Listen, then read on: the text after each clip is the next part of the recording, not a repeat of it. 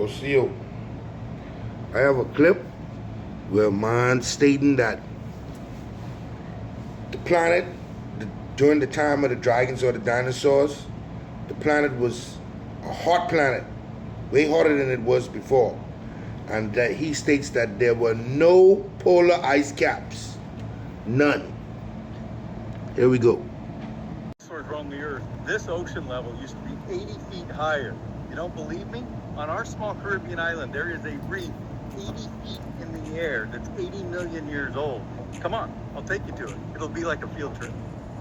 Our island is still relatively young, only 100 million years old, meaning that dinosaurs were still roaming the Earth when a volcano pushed its way up through the ocean and created our island. The Earth was a lot hotter back then, and that's important because it meant that there were no ice over the polar caps. The depth of the ocean is determined by how much water is being stored in ice sheets over dry land.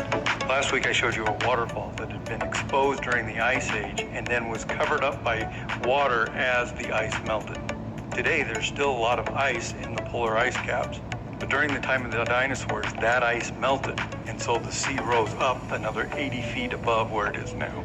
So I've climbed about 60 feet or 20 meters above sea level, and this, towering above me, is an ancient coral reef, fossilized. This used to be all underwater when there was no ice caps. All of this was filled with fish and ancient corals and the ancestors of octopus. And we know this because you can still see the fossilized remains of those corals.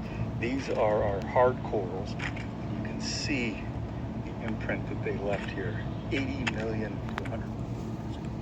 Some of you are going to wonder if it was possible that the Earth was pushed up rather than the ocean levels went up. And that's a great question. That definitely happens. I grew up in Montana in the Rockies, and there were fossilized marine animals there because it used to be lower and got pushed up by tectonic plates. But that's not what occurs here. Our plates don't go under each other and push them up the way they do in the Rockies.